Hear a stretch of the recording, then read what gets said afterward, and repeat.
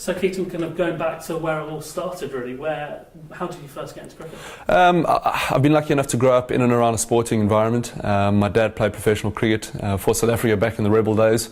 So I've been lucky to grow up in and around that environment of sport. My brother now does triathlon, so it just gives you a taste of kind of the environment I've grown up in. Very competitive, very not conducive to sport, but very excited and very interested in sport, whether it be rugby that none of us have played, or hockey, or cricket, or whatever it is. We get quite competitive with each other, and we try and push each other to new levels.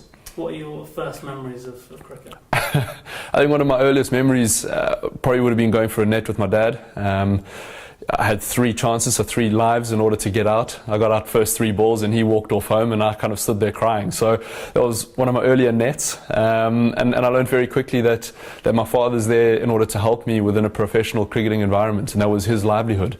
Apart from that, my first match, I remember kind of playing my first hardball game and thinking how much I loved it. So I've had some very positive early memories in and around cricket, whether they're tough lessons or happy memories. They've all been positive. And so where did you grow up? Grew up in Joburg, in South Africa. I went to quite a big all-boys school, King Edward VII.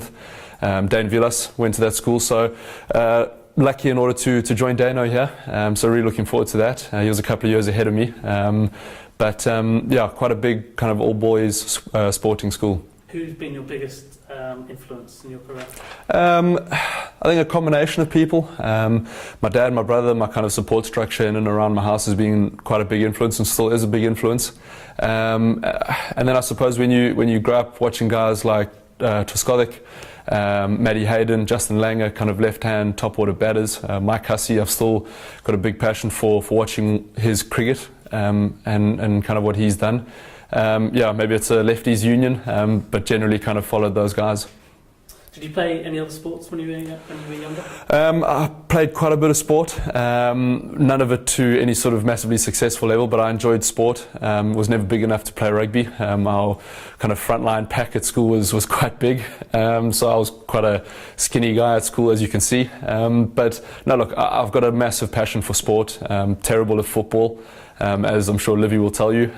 But no, look, otherwise, as I say, I loved sport. Still play quite a bit of it now. When you were growing up, who did you kind of look up to as your cricketing heroes, idols? Funny enough, my brother was a professional cricketer at the time, so loved playing with his bats and his keeping gloves and kind of being in and around that change room environment. I was lucky enough that my dad was a coach of a professional team at the time, so I got a taste of that cricketing lifestyle, and I suppose that's where the bug kind of bit me. And I had the privilege of working with guys like Daryl Cullinan, Andre Nell, my brother, Xander de Bruin, and really kind of growing in and around that environment.